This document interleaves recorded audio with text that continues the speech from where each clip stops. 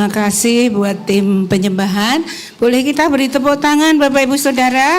Ya, mereka sudah melayani dari pagi. Kita semua diberkati dan kita boleh menyembah Tuhan hari ini dengan luar biasa ya. Baik Bapak Ibu Saudara, ketika tadi kita menyembah, saya diingatkan satu ayat firman yang berkata bahwa mata Tuhan menjelajah seluruh bumi, hendak melimpahkan kekuatannya kepada orang yang berharap dan bersungguh hati kepada Dia. Amin. Juga mata Tuhan tertuju kepada orang yang takut akan Dia dan yang berharap kepada Dia. Bapak Ibu Saudara, kita percaya ada kekuatan Allah yang akan melimpahi setiap kita untuk kita terus bisa hidup di dalam kebenarannya, untuk kita bisa bersama-sama dengan tubuh Kristus kita melakukan apa yang menjadi panggilannya. Ya, baik, mari kita berdoa. Kami bersyukur buat pagi hari ini, kalau Tuhan Kau senantiasa memberikan kepada setiap kami kesempatan untuk kami boleh datang beribadah. Kami percaya kami bisa beribadah karena Tuhan yang sudah melayakkan kami, karena darah-Mu yang menebus setiap dosa-dosa kami, membebaskan kami, memerdekakan, memperdamaikan kami Tuhan, bahkan Kau memberikan hidup yang baru dalam setiap kehidupan kami. Kami bersyukur kami mau memakai waktu-waktu ini dengan penuh kehausan, kelaparan untuk kami mendengar firman-Mu. Sebab kami percaya bahwa firman-Mu itu adalah sempurna. Firman-Mu itu menyegarkan jiwa. Segarkan setiap jiwa kami pagi hari ini Tuhan. Semua keletihan kami Tuhan Kau yang menggantikannya. Bahkan firman-Mu itu adalah teguh, memberi hikmat kepada orang yang tidak berpengalaman. Kami memerlukan hikmat yang dari Engkau Tuhan. Tuhan, titah-Mu itu tepat menyukakan hati. Biarlah kami bersuka cita, mata kami bercahaya ketika kami bertemu dengan firman-Mu. Takut akan Tuhan itu suci, tetap ada untuk selama-lamanya. Hukum-hukum-Mu itu benar dan adil, lebih indah daripada emas, bahkan daripada banyak emas tua. Dan lebih manis daripada madu, bahkan daripada madu tertetesan dari sarang lebah. Kami menikmati, kami mengecap Tuhan manisnya firman-Mu. Tuhan, terima kasih, biarlah setiap kami berpegang kepada firman-Mu. Dan hanya Engkau Tuhan yang bisa membebaskan setiap kami dari segala sesuatu yang tidak kami sadari. Tuhan, ada banyak hal yang kami tidak bisa mengerti. Dengan keterbatasan kami sebagai manusia, kami tidak mengerti firman-Mu. Tapi kami berdoa, kami minta roh hikmat dan wahyu Engkau curahkan buat setiap kami pagi hari ini Tuhan, supaya kami bisa mengenal Engkau dengan benar. Tuhan, berbicaralah kepada setiap kami. Engkau tahu apa yang menjadi kebutuhan kami. Tuhan, Engkau tilik setiap hati kami. Biarlah hati kami dan seluruh konsentrasi kami hanya berfokus kepada Engkau. Terima kasih Bapa, inilah waktunya Engkau berbicara Tuhan. Di dalam nama Tuhan Yesus kami berdoa mengucap syukur. Siap kita yang percaya berkata, amin. Baik Bapak Ibu Saudara, kita kembali akan melanjutkan. Sebelumnya saya ini dulu ya, kita welcome ya. Ada beberapa misionaris yang datang dari Manyuluh, Pandarawa, Kalimantan Tengah. Ada di tengah-tengah kita ya, ada di Sumba juga, boleh bangkit berdiri, ada Pendeta Petra, Sarteis, Kadek, ada Dodi, Novi ya, Kak Lasma juga, ya mereka baru mengikuti pelatihan selama berapa, seminggu ya, seminggu 5 hari lah ya di Serpong ya, mereka sudah dilatih dengan luar biasa ya, selamat datang ya. Baik, nah Bapak Ibu Saudara, kita akan kembali melanjutkan minggu ini adalah kitab Efesus 4 ayat 17 sampai 32 dengan tema kehidupan baru di dalam Kristus. Hidup orang percaya bukan hanya soal perubahan status rohani ya, tetapi juga merupakan perubahan nyata dalam cara berpikir, bersikap dan bertindak. Nah, Bapak Ibu Saudara, pernahkah kita punya pengalaman? Ya, ini saya cerita pengalaman saya ya. Saya punya lemari ya, itu satu-satunya dari beberapa puluh tahun yang lalu ya. Mau bikin furniture baru sampai beberapa kali Bapak Ibu Saudara saya itu pakai desainer lah ya gitu ya. Udah bayar DP, nggak cocok. desainnya nggak cocok. Saya bilang desainnya jelek banget, nggak jadi gitu ya. Sampai berkali-kali akhirnya ketemulah ya, itu keponakan saya sendiri ya. Dengan dia pasti lebih murah. Nah, waktu saya bongkar-bongkar pindahin pakaian ya, saya baru nyadar Bapak Ibu Saudara. Ternyata di dalam lemari yang kecil itu banyak sekali pakaian saya. Sampai saya bingung taruhnya ya, waktu pindahan. Ini udah masukin koper, semua koper yang saya punya udah saya masukin di situ. Ternyata ada juga teman saya yang ngalamin sama. Waktu dia pindahan, dia juga bilang, iya Kak, banyak banget pakaian kita itu. Banyak, dan yang dipakai sebenarnya itu aja kan ya.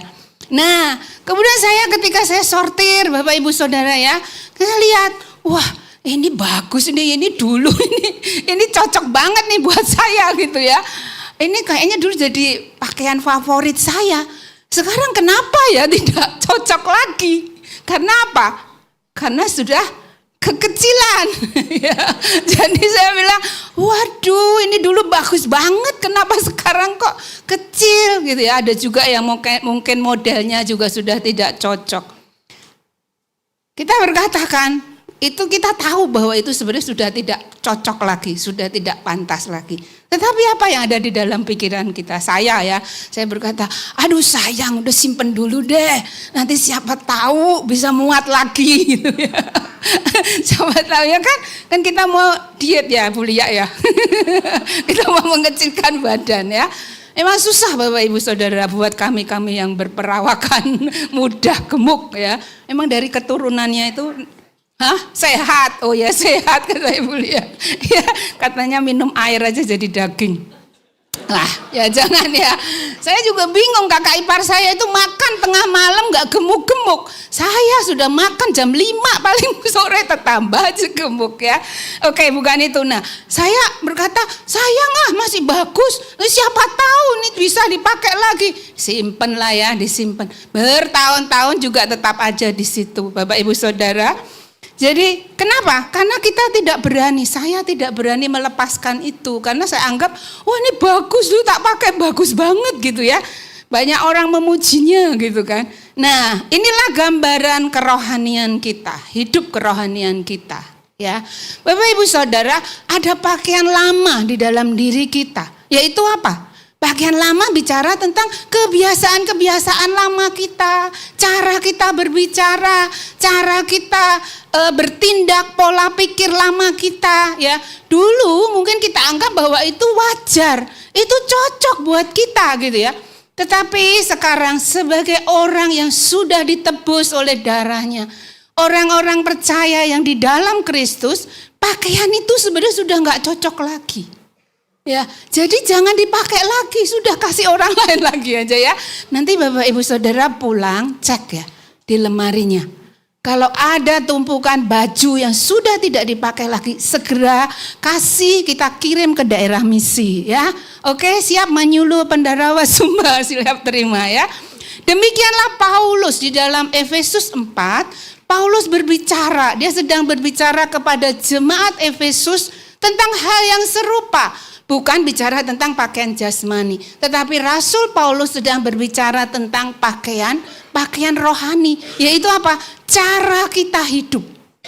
Rasul Paulus berkata kepada jemaat Efesus, juga berkata buat setiap kita hari ini, ya, bahwa hidup yang lama itu sudah tidak lagi cocok dengan identitas kita yang baru di dalam Kristus. Amin. Jadi jangan dipakai lagi Bapak Ibu Saudara ya. Hidup lama itu sudah gak cocok, sudah gak pas lagi dengan kehidupan kita yang baru di dalam Kristus.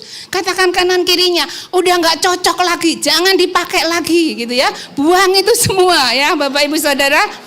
Oke, nah hari ini kita akan belajar bagaimana kita mesti hidup dengan identitas yang baru di dalam Kristus.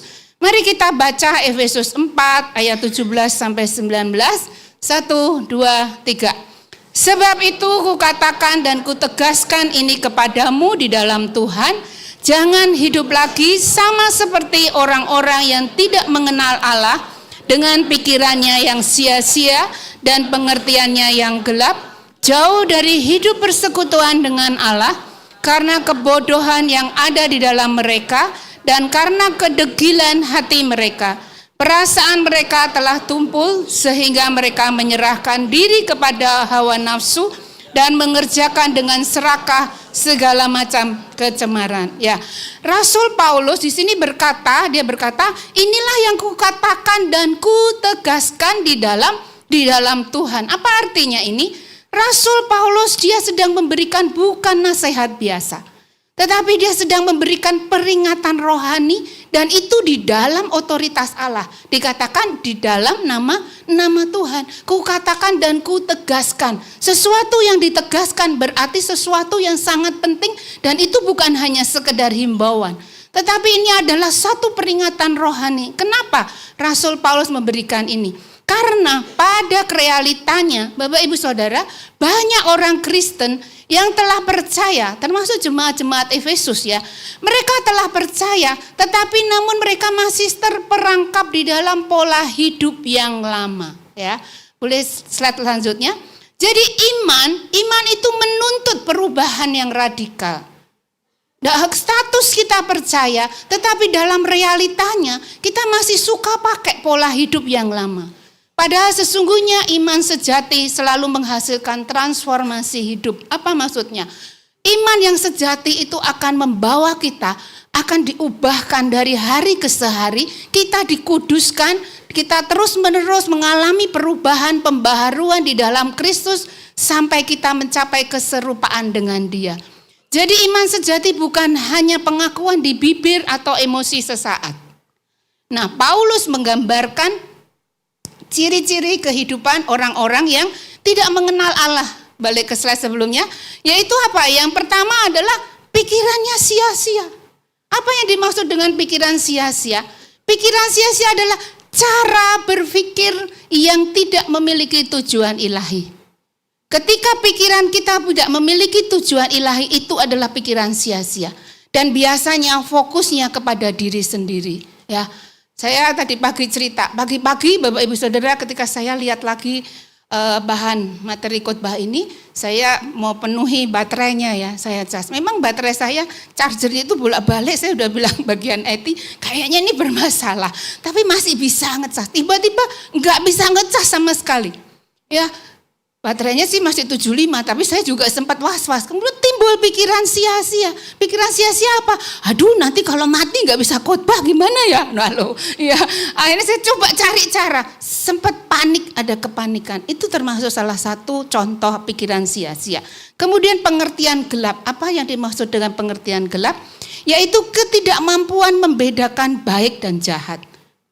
Ya, benar ataupun salah. Biasanya pengertian gelap itu diakibatkan oleh apa? Oleh karena kita dikuasai oleh emosi yang negatif. Sehingga ketika misalnya kita marah, Bapak Ibu marah, emosi kita menguasai kita, bisa pengertian kita menjadi gelap. Sehingga macam-macam perkataan kita bisa melukai orang lain dan kata-kata yang kasar bisa keluar dari mulut kita. Kemudian berikutnya adalah hidup terpisah dari Allah, dan yang terakhir adalah perasaannya tumpul. Yaitu apa? Hilangnya kepekaan terhadap dosa. Nuraninya sudah mati. Ya. Nah, yang menarik, Rasul Paulus dalam hal ini, dia tidak langsung menyoroti dosa moral. Tetapi Rasul Paulus menyoroti apa? Dari apa? Pikiran yang sia-sia. Cara berpikir kita yang tidak sesuai dengan standar Allah. Cara berpikir kita yang tidak sesuai dengan firman Tuhan. Karena apa? Hidup yang rusak itu selalu dimulai dari pikiran yang salah. Pikiran yang sia-sia di dalam apa? Di dalam kita memaknai hidup ini dan juga pandangan kita terhadap Allah. Contoh ya, kita kasih contoh Bapak Ibu Saudara. Kenapa ada orang-orang, bahkan orang Kristen, dia bisa ketagihan medsos. Ini sudah hal yang mungkin memang dianggap hal yang biasa. Tetapi sebenarnya ada satu pola pikir kita yang salah. Itu termasuk saya, Bapak Ibu Saudara. Saya juga mesti berhati-hati. Nah, ketika kita mengalami kelelahan, ketika kita capek ya, capek habis pelayanan, capek habis meeting ya, apalagi di meetingnya, aduh penuh dengan ini ya, huru-hara gitu ya Bapak Ibu ya. Mungkin juga ada pertengkaran, suami istri bertengkar. Nah, biasanya kita mau cari apa? Pelampiasan kan. Kita mencoba kompensasi menggantikan kelelahan itu, kita butuh penghiburan. Akhirnya apa? Akhirnya kita berjam-jam scrolling medsos ya, lihat IG ya, Facebook, apalagi TikTok. Bahkan saya mendengar ada orang-orang tertentu dia melihat TikTok sampai pagi hari. Ya, kemudian lihat rajin. Drakor ya, apa sekarang yang lagi populer Bapak Ibu Saudara. Nah, pikiran kita salah, kita merasa bahwa dengan kita berjam-jam pakai smartphone di depan, wajah kita memandangi smartphone Bapak Ibu Saudara. Kita berpikir bahwa kita akan mengalami kelegaan, kita akan mengalami kepuasan. Itu palsu. Karena firman Tuhan apa? Matius 11 ayat 28 berkata, marilah kepadaku semua yang letih lesu dan berbeban berat. Aku akan memberikan kelegaan kepadamu. Jangan kita alihkan sumber kelegaan kita, sumber peristirahatan kita yang seharusnya kita peroleh dari Tuhan kepada medsos. Hati-hati, apalagi hari-hari ini medsos itu banyak berita-berita yang miring, ya kan? Berita-berita yang viral yang enggak jelas, dan itu akan masuk ke dalam pikiran kita. Tidak akan membuat kita lebih rileks Bapak Ibu Saudara. Percayalah sama saya ya, karena saya juga mengalaminya. Tidak akan membuat kita lebih rileks, malah membuat kita semakin stres ya Bapak Ibu. Kita harus beristirahat di dalam Tuhan. Yang kedua, contoh kedua, kenapa ada orang yang dia terjerat pinjol? Pinjaman online. Jangan berkata, oh enggak ada itu Kak, di kita enggak ada Kak. Gereja MTHS aman, steril ya. Jangan, jangan berkata begitu. Bapak Ibu Saudara, kami menemui banyak, ada beberapa yang terjerat dalam pinjol. Bagaimana orang terjerat dalam pinjol? Dimulai dari pikiran yang salah, pikiran yang sia-sia. Memang ada banyak faktor yang mempengaruhi seseorang mengambil pinjol. Mungkin karena apa? Desakan ekonomi, karena kebutuhan. Nggak bisa, nggak harus pakai. Kemudian ada solusi instan yang menarik, yang gampang, ya kan? Bapak Ibu Saudara, nih sekarang di HP ini banyak sekali tawaran-tawaran mudah, hanya tinggal klik. Kita dapat sekian puluh juta dengan cicilan ringan. Nah, seringkali berkata begitu, murah, cicilannya ringan, saya sanggup kok. Bapak Ibu Saudara lupa, kadang-kadang gini, kan bisa bayar minimum payment. Orang yang terlibat hutang kredit card itu karena punya pola pikir yang salah, yaitu apa? Bisa bayar minimum payment, sanggup kok saya. Dia lupa ada bunga berbunga, bunga majemuk, dan bunga pinjaman kartu kredit ataupun pinjaman online itu. Bapak Ibu Saudara, yang disajikan itu adalah bunga harian, bukan bunga tahunan, bukan bunga bulanan. Ya, deposito bunganya itu hari ini paling tinggi itu 4,75% setahun Bapak Ibu Saudara itu. Tapi pinjaman kartu kredit ataupun pinjol itu bisa berpuluh-puluh kali lipat. Kalau nggak salah saya pernah ngitung minimal 30% setahun. Nah, seringkali ini tidak disadari oleh orang yang mau melakukan pinjaman online. Kemudian apa lagi? Adalah mungkin tekanan sosial. Hari-hari ini kembali lagi medsos tadi. Mau tampil eksis, ya kan? Banyak orang flexing kan?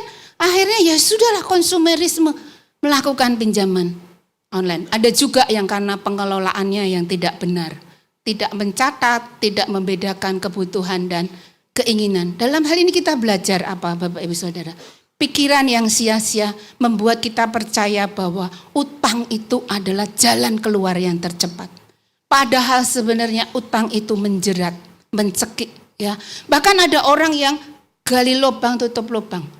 Dia nutup pinjaman satu dengan membuka, dia meminjam lagi yang lain, meminjam lagi yang lain. Tahu-tahu udah ratusan juta.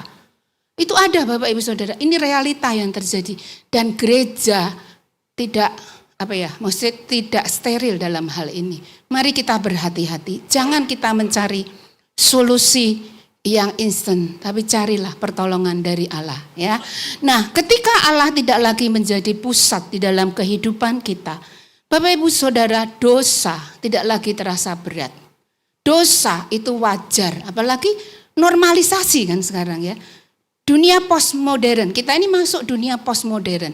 Yaitu apa? Mempercayai bahwa tidak ada kebenaran yang absolut. Kebenaran itu relatif, suka-suka masing-masing anggap, oh buat saya ini benar, buat saya ini salah. Tidak ada yang absolut. Padahal kita tahu bahwa kebenaran yang absolut adalah firman Tuhan. Alkitab adalah kebenaran yang absolut. Jadi kita harus hidup sesuai dengan standar firman Tuhan. Sehingga apa? Ketika dunia postmodern ini masuk ke dunia gereja, Bapak Ibu Saudara, standar kekudusan itu menurun. Ya kan? Kemudian apalagi? Kompromi itu wajar. Korupsi itu wajar. Bahkan kita mencari nilai diri dari penerimaan lingkungan, dari penerimaan sosial. Sehingga Rasul Paulus berkata dengan tegas, kamu jangan lagi hidup seperti itu. Jadi Bapak Ibu Saudara, jangan lagi kita hidup dengan pola lama, manusia lama lagi. Karena kita sudah bukan seperti itu. Di mana titik baliknya? Di titik baliknya adalah Efesus 4 ayat 20 sampai 21. Mari kita kembali membacanya. 1, 2, 3. Tetapi kamu bukan demikian. Kamu telah belajar mengenal Kristus. Karena kamu telah mendengar tentang Dia dan menerima pengajaran di dalam Dia, menurut kebenaran yang nyata di dalam Yesus. Jadi jelas, kamu bukan demikian lagi. Kamu bukan demikian. Tadi disampaikan kan, ini loh orang yang tidak mengenal Allah itu seperti ini. Nah, kamu itu bukan seperti itu. Kamu bukan demikian lagi. Sehingga Rasul Paulus menegaskan bahwa kehidupan yang sia-sia dan gelap, pengertian yang gelap itu bukan lagi pola hidup orang yang mengenal Allah. Ya, sekali lagi, bukan pola hidup orang yang mengenal Allah. Nah, kemudian dikatakan kamu telah mengenal Kristus. Bapak Ibu Saudara, ini di dalam grammarnya, tata bahasa dalam bahasa Yunani aslinya adalah auris. Auris itu bicara apa? Auris itu adalah kejadiannya sudah dilampau, tetapi dampaknya, pengaruhnya itu sampai hari ini bahkan sampai seterusnya. Jadi pengenalan kita akan Allah tidak bisa berhenti hanya hari ini. Bapak Ibu Saudara, kita mengenal Allah dulu, sekarang dan selanjutnya, ya, dan bahkan seterusnya. Dan ini kita belajar mengenal Allah bukan bicara tentang pengetahuan yang kita peroleh, tetapi apa? Mengalami relasi pribadi dan kita mengalami transformasi hidup di dalam Kristus. Amin. Ya, kita semakin hari semakin mengenal Tuhan dan semakin mengenal Tuhan. Bapak Ibu Saudara, coba review hidup kita. Bagaimana dengan pengenalan kita akan Kristus? Ada pertumbuhan enggak? Ataukah stagnasi hari ini? Bapak Ibu Saudara, pengenalan pertumbuhan rohani memang bukan linear ya. Kak Edi mengajarkan kan ya, spiral ya. Tetapi kita pasti akan bertumbuh. Demikianlah setiap orang yang percaya kepada Kristus. Dia harus mengalami pertumbuhan rohani yang semakin hari dia semakin mengenal siapa Allah kita. Siapa itu Tuhan Yesus. Dikatakan kamu telah mendengar Dia dan menerima pengajaran di dalam Dia. Jadi kita semakin mengenal, oh Tuhan Yesus. Nanti Bapak Ibu Saudara kita akan belajar siapa itu Yesus. Dia katakan akulah pintu, akulah roti hidup ya. Nanti kita akan belajar semua. Bapak Ibu Saudara, pengenalan kita akan Allah.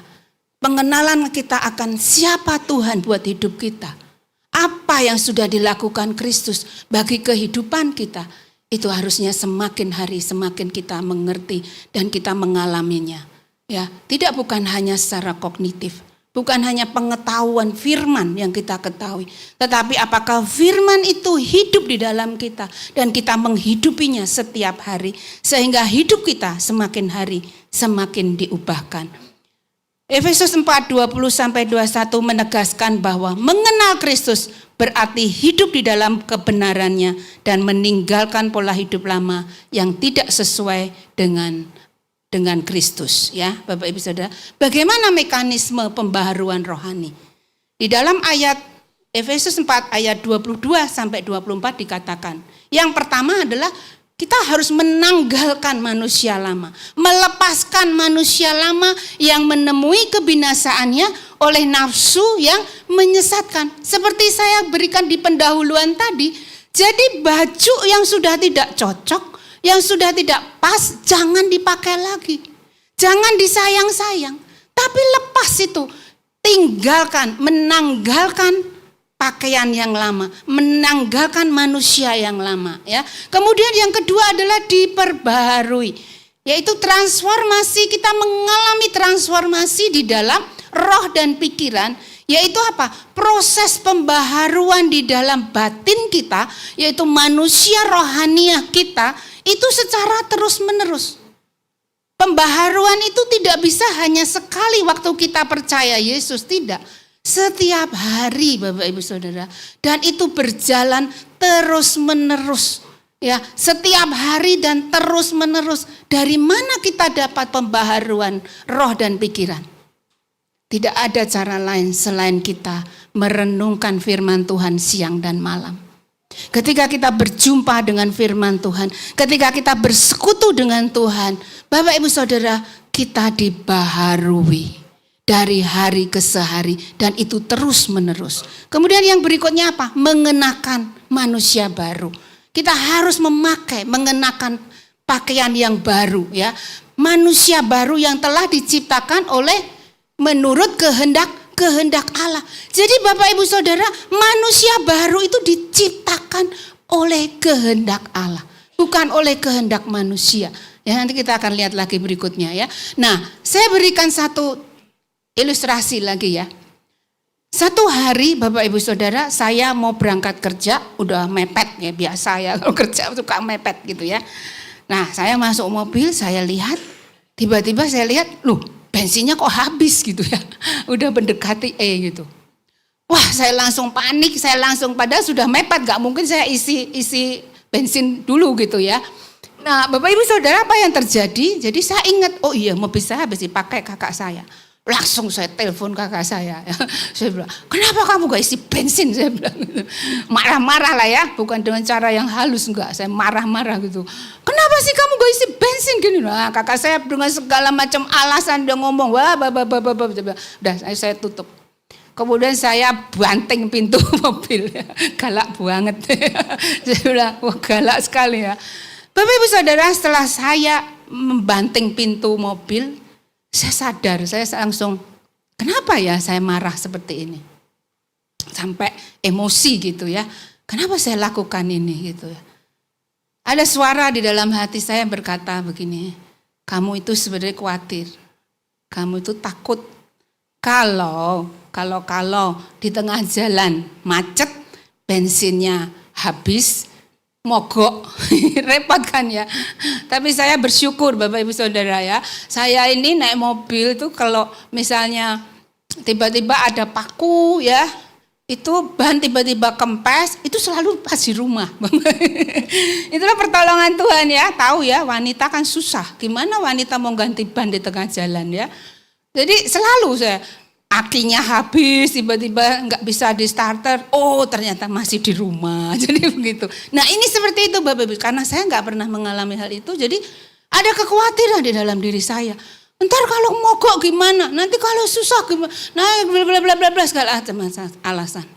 Roh Kudus berbicara dalam hati saya, kamu nggak perlu takut. Tapi jangan dicontoh, ya, jangan dicontoh nanti mobil nggak diisi bensin, jangan, ya. Nah kemudian ada satu pengertian baru, seperti dibuka gitu, ya, pikiran saya itu pikiran sia-sia dibuka gitu, ya. Saya aman di dalam Tuhan. Ternyata kemarahan saya itu karena ada faktor yang pernah saya alami di masa kecil, ya kan? Di masa kecil itu papa saya meninggal ketika saya masih TK. Umur 5 tahun. Mama saya meninggal saya SMA kelas 2. Jadi ternyata saya punya rasa aman yang sangat rentan. Tidak punya rasa aman. Jadi ketika mengalami sesuatu yang kira-kira apalagi saya itu cermat orangnya, ya. Jadi mikirnya terlalu jauh ke depan. Nah Bapak Ibu Saudara, Tuhan berkata kamu aman di dalam saya. Langsung saya tenang. Saya langsung nggak marah lagi, ya. Kemudian saya berangkat dan aman-aman saja, tidak terjadi mogok, Bapak Ibu, ya. Oke, ingat, ya, jangan dicontoh, ya. Nah, identitas baru kita itu diciptakan menurut kehendak Allah. Di dalam apa? Di dalam kebenaran. Apa maksudnya kebenaran? Bahwa hidup kita harus selaras dengan karakter standar Allah. Kemudian juga di dalam kekudusan. Kekudusan bicara tentang hidup kita yang dikhususkan bagi Allah. Keselamatan bukan hanya tentang pengampunan dosa, tetapi tentang bagaimana kita menjadi ciptaan yang baru. Jadi mari kita kenakan manusia yang baru yang diciptakan oleh Allah. Jadi setiap kita ini dibentuk ulang oleh Allah. Ketika kita percaya kepada Yesus sebagai satu-satunya Tuhan dan Juru Selamat kita, Bapak Ibu Saudara, hidup kita yang lama itu harus kita tinggalkan. Kita diperbaharui dari hari ke hari, roh dan pikiran kita. Dan mari kita kenakan manusia baru yang diciptakan oleh Allah loh. Enggak sembarangan loh. Bukan buatan manusia, tapi buatan Allah. Tapi seringkali mungkin kita enggak mau pakai manusia baru. Kita enggak mau pakai pakaian yang baru. Karena apa? Karena tadi sayang pakaian yang lama. Nah, berbicara manusia baru itu adalah karakter Kristus yang tampak dalam hidup sehari-hari. Ya, Rasul Paulus memberikan beberapa contoh yang menurut saya cukup praktikal. Tapi ketika saya coba renungkan ini semua, ini berbicara tentang apa? Dosa-dosa relasional. Dosa-dosa di dalam tubuh Kristus. Dosa-dosa yang terjadi di lingkungan gereja. Ya, dosa-dosa yang bisa melukai tubuh Kristus. Saya berdiskusi hari Kamis kemarin ya dengan tim Berea, Mary dan Naomi, waktu kami komsel, kami diskusi ini. Dan kami menemukan inilah daftar dosa-dosa yang terjadi di tengah-tengah gereja yang bisa melukai tubuh Kristus. Sebab itu Bapak Ibu Saudara, mari kita tinggalkan semua ini. Ya, mari kita baca. Ayat 25 sampai 32, saya baca ayat 25, Bapak Ibu Saudara ayat 26 dan seterusnya. Karena itu buanglah dusta dan berkatalah benar seorang kepada yang lain. Karena kita adalah sesama anggota.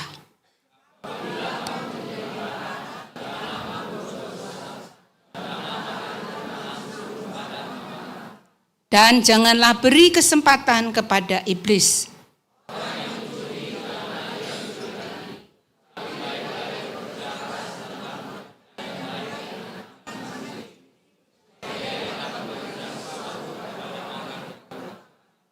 Janganlah ada perkataan kotor keluar dari mulutmu, tetapi pakailah perkataan yang baik untuk membangun di mana perlu, supaya mereka yang mendengarnya beroleh kasih karunia.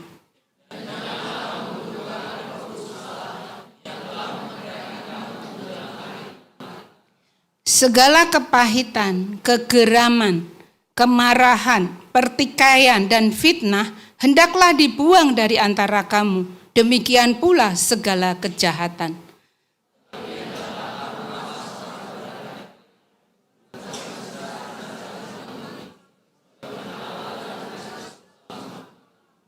Ya, ini ada banyak sekali ya hal-hal yang praktis yang kita bisa lakukan dan kita harus berubah.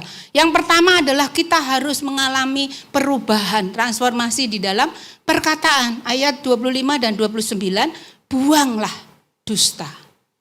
Jangan ada dusta di antara kita. Ya. Bapak Ibu Saudara, apa sih dusta? Dusta itu adalah berbohong.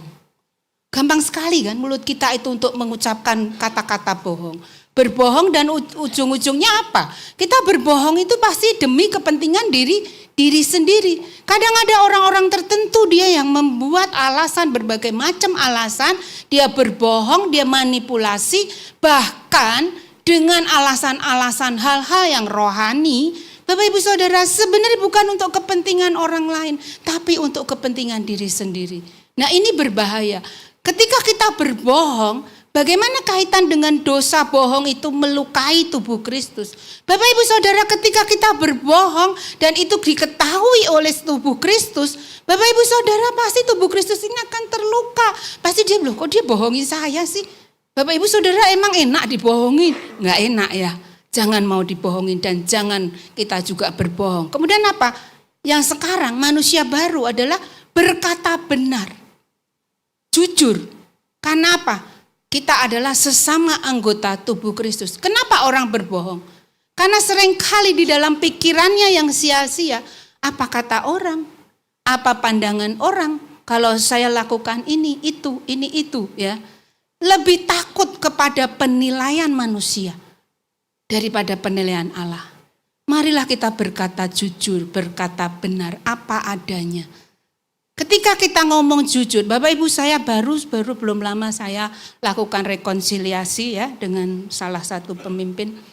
Bapak Ibu saya berkata saya jujur, saya terluka Kak. Dengan ngomongan kakak saya bilang. Tapi setelah saya terbuka jujur sama dia dan dia minta maaf, Bapak Ibu Saudara, berbeda hati saya. Sebelumnya saya terluka sekali mengingat terus perkataan dia. Tapi ketika saya mau berkata, Kak, seharusnya tidak seperti itu. Harusnya kakak lakukan ini. Bapak Ibu Saudara, langsung saya mengalami kemerdekaan. Marilah kita berkata jujur. Sesama di dalam komsel, di dalam tubuh Kristus ya. Jangan ada bohong-bohong di antara kita.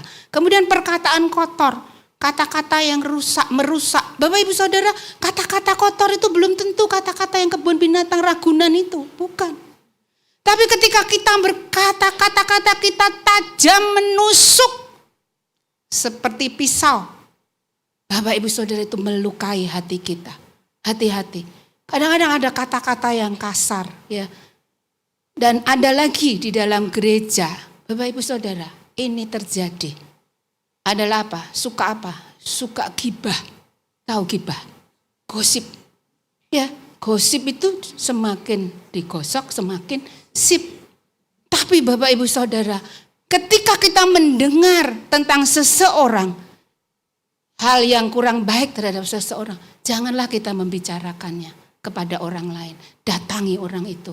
Ngomong sama dia, benar enggak? Saya dengar tentang kamu seperti ini. Saya menyiapkan ini Bapak Ibu Saudara, saya berkata kita harus bertobat. Sungguh-sungguh. Karena begitu banyak gosip di tengah-tengah gereja.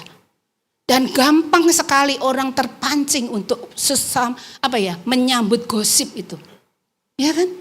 Ya enggak Bapak Ibu Saudara? Ini realita yang ada. Saya belajar, saya katakan, Tuhan ampuni saya kalau saya sudah melukai tubuh Kristus. Hari Kamis ketika kami berkomsel, kami bertiga sama-sama menangis, berkata sama Tuhan, Tuhan ampuni kami.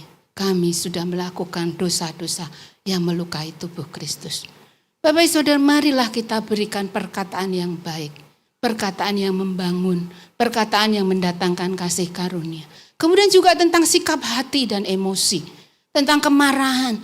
Dahulu kita nyimpen kepahitan, kegeraman, kemarahan, pertikaian, fitnah. Ya kan? Sekarang Bapak Ibu Saudara, bukannya tidak boleh marah.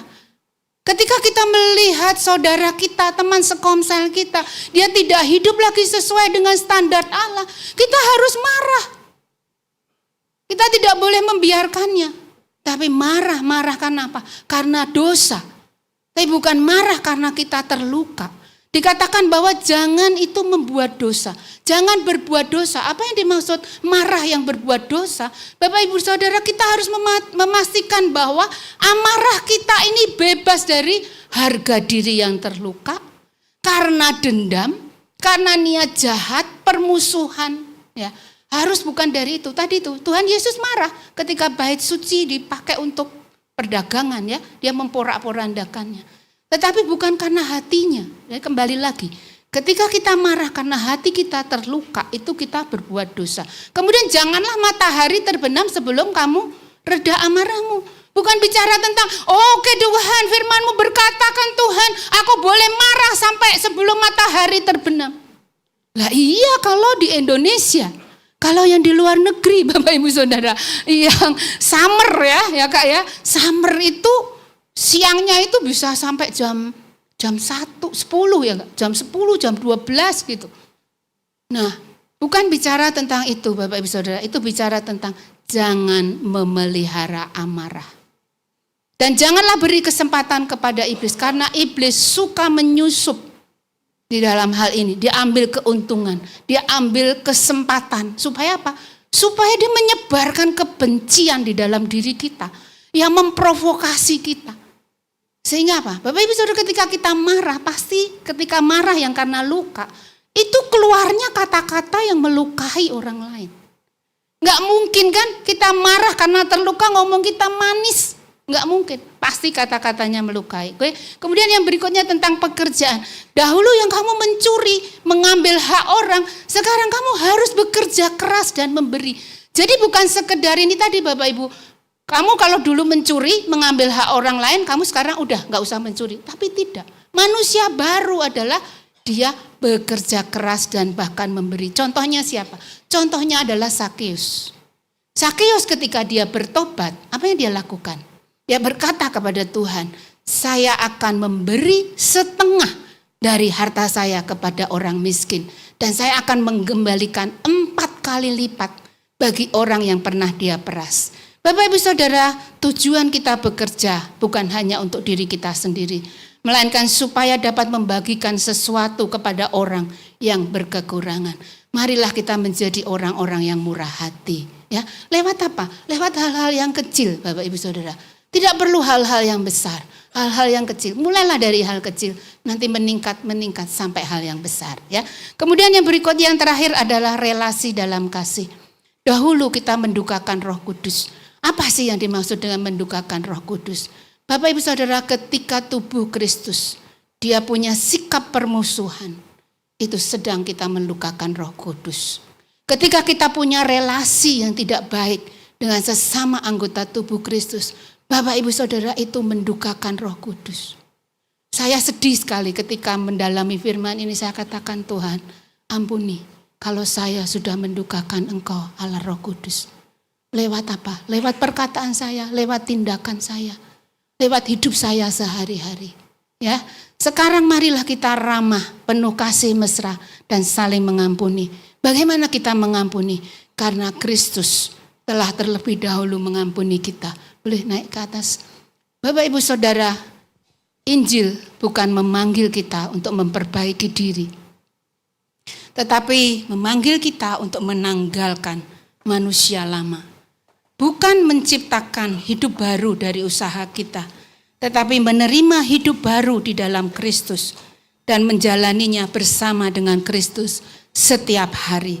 Dan ini merupakan perjalanan, sebuah perjalanan yang terus-menerus. Bukan sebuah perjalanan yang singkat, bukan sebuah perjalanan yang hanya sekali, tetapi terus-menerus setiap hari. Bagaimana kita menanggalkan manusia lama kita diperbaharui di dalam roh dan pikiran kita, dan kita mengenakan manusia yang baru. Mari kita tundukkan kepala kita. Kami mau mensyukuri akan kebenaran firman-Mu. Terima kasih buat firman Tuhan yang mengajar kami, menegur kelakuan kami Tuhan. Pagi hari ini kami datang kepada Engkau. Tuhan, tilik setiap kehidupan kami. Kalau masih ada pola lama di dalam kehidupan kami, manusia lama kami yang masih melekat di dalam diri kami, Tuhan, kami mau tanggalkan semua itu. Dan kami mau diperbarui Tuhan. Roh dan pikiran kami mau diperbarui Tuhan. Dan kami mau mengenakan manusia yang baru, yang telah Engkau ciptakan menurut kehendak-Mu di dalam kebenaran dan kekudusan. Tuhan, kami mau terbuka di hadapan-Mu. Kalau ada hal-hal tindakan kami, perkataan kami yang melukai tubuh-Mu, ampuni kami Tuhan. Ampuni kami Tuhan. Bersihkan kami Tuhan. Basuh kami dengan darah-Mu. Dan inilah menjadi doa kami, nyanyian kami. Kalau kami hidup Tuhan, kami mau hidup untuk Engkau. Terima kasih Tuhan.